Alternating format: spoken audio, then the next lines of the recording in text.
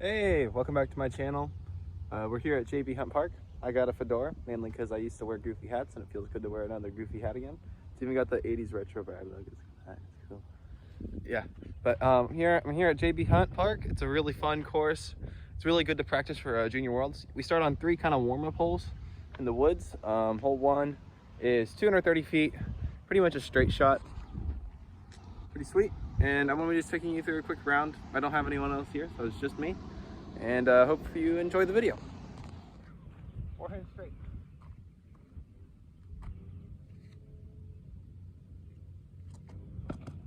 Oh yeah. First throw of the day. Beautiful.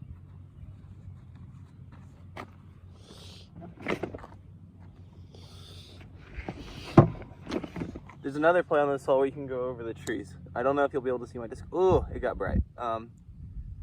But yeah, I'm gonna go over stable and go over the trees. Got a little tailwind, so it should help drop it down.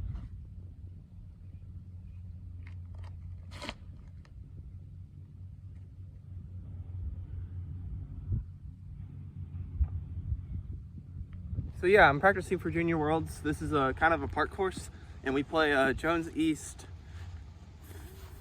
4 times. And it's kind of just a longer park course, very similar to JB East in terms of like elevation and play. And then we also play Jones West, so it's like a good chunk of our rounds are on park courses that you need to just kind of have. Oh yeah. Yeah, it's a sad realization when you know you threw a super shank. So yeah, I'm definitely excited though, and this is a good course of practice. Hopefully I'll be doing a vlog almost daily there. They won't be very long, it'll be like 5 minutes, a lot of time lapse and stuff. You know my style. But yeah, definitely looking forward to it.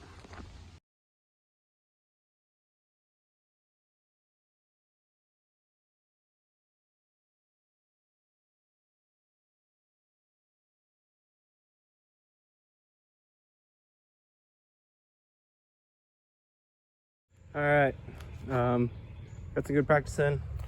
Got till the putt had not the fluts. We don't want no fluts.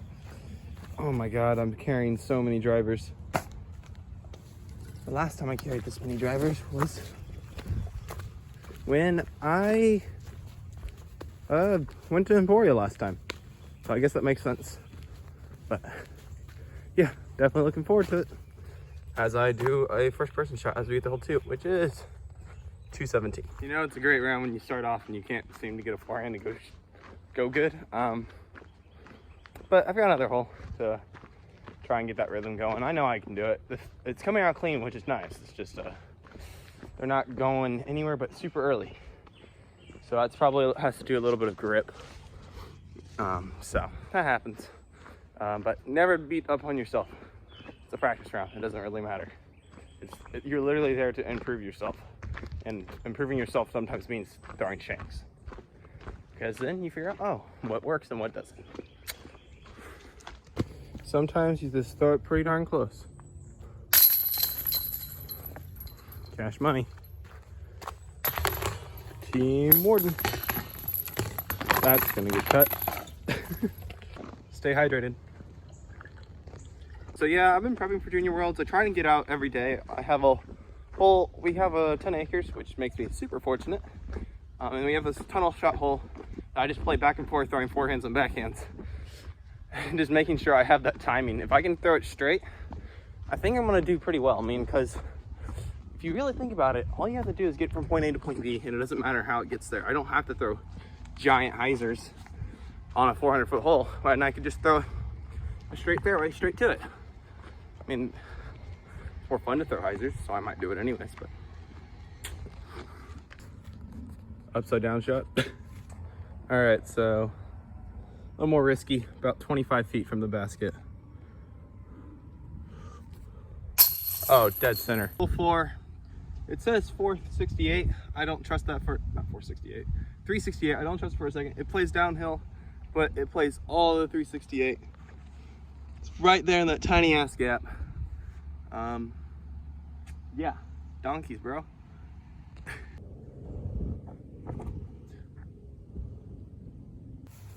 About 70 feet away. See if we can't make a cool putt.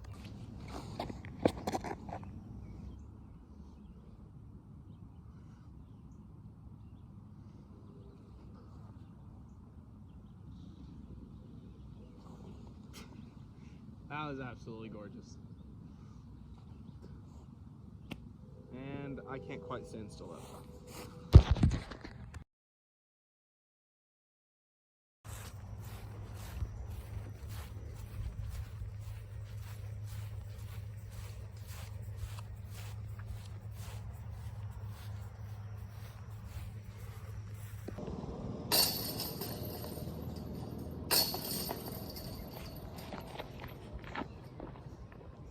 That's a good one to get.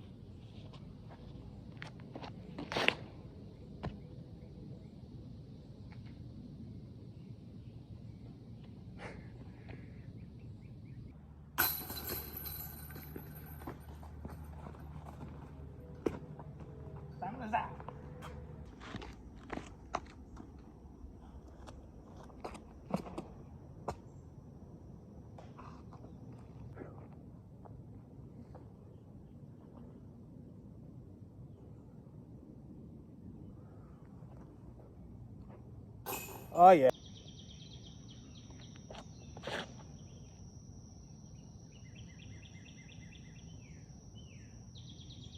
Here is where one of my best comebacks ever happened.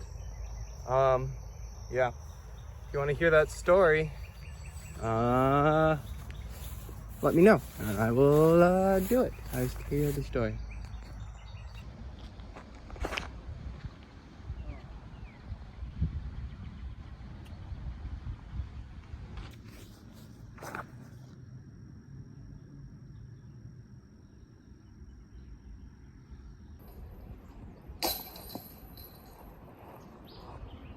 That world championship spit out's getting them out now. I'm sort of shredding right now.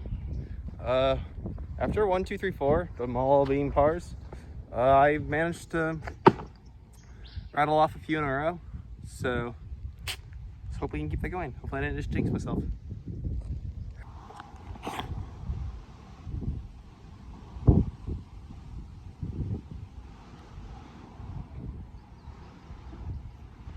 That's okay.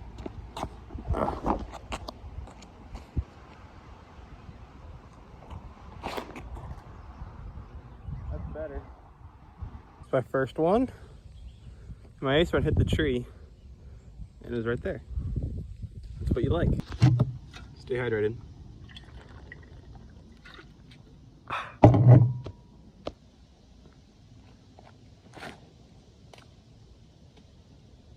Oh no. That's in parland. That wasn't very good. Play smart.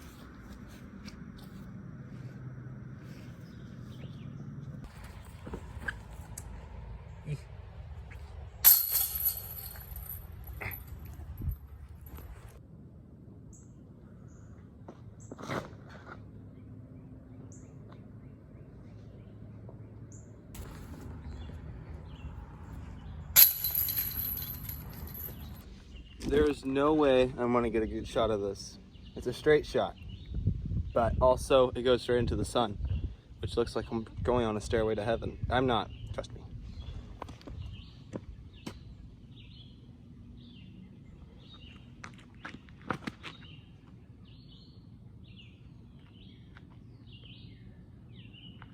Bye.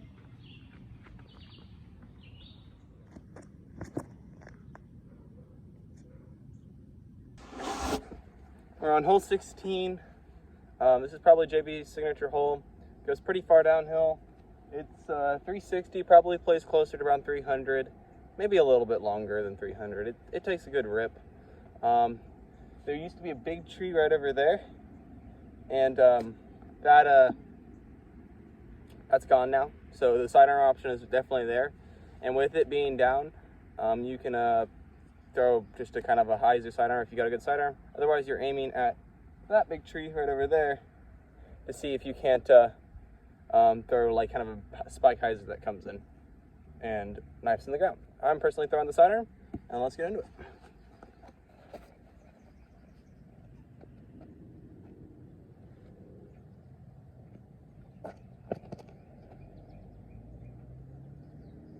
Go, baby.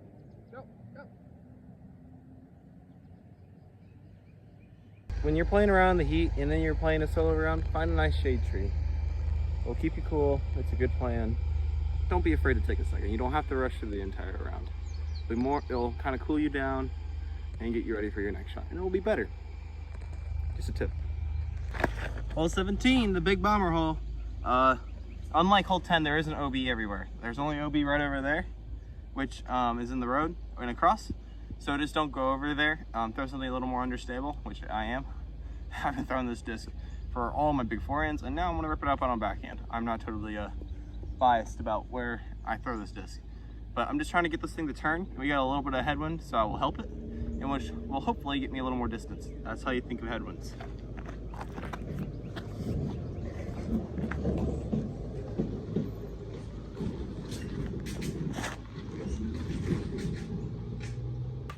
Last hole, guys, elbow bump. Yeah, this one's kind of sad to finish on because it isn't exactly that amazing. It's a little straight shot. I'm gonna be going with my straight putter and hopefully parking it.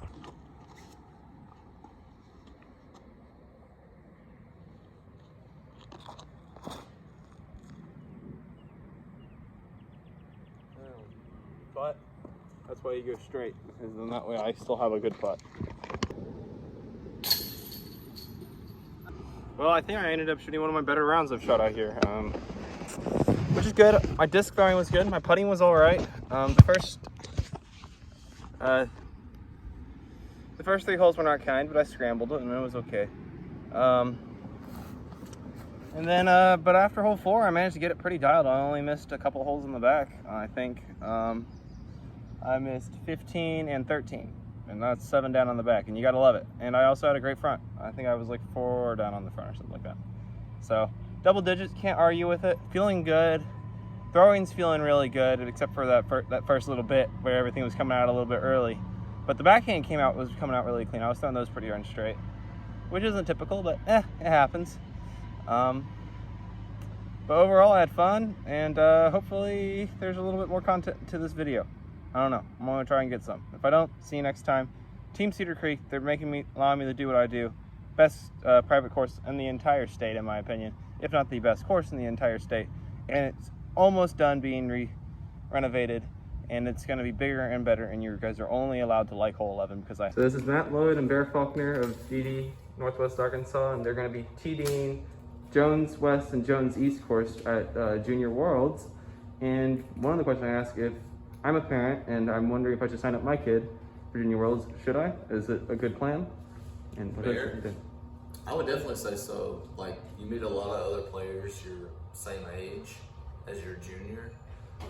Make a lot of connections that way. And you get to kind of see like different amount of competition than you would from your local scene. You get people from all over the country, all over the world.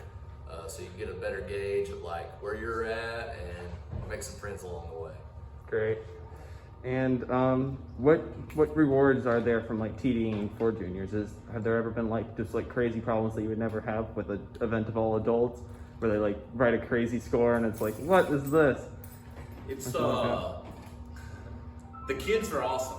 Occasionally we'll get the parent that might be a little overbearing, but for the most part, all the kids are awesome. It's awesome to watch, to see like how good kids and juniors are becoming than it was when I first started playing. It's crazy to see. It's fun for us because it's not just the week of competition. It's all the little side things that we get to do, the stuff that happens after the round, all the camaraderie from seeing all the families being there. So for us as tournament directors, that's the most rewarding part for us, is seeing families get out and play disc golf and seeing these kids have an awesome time for a week long. Awesome. You mentioned little extra events.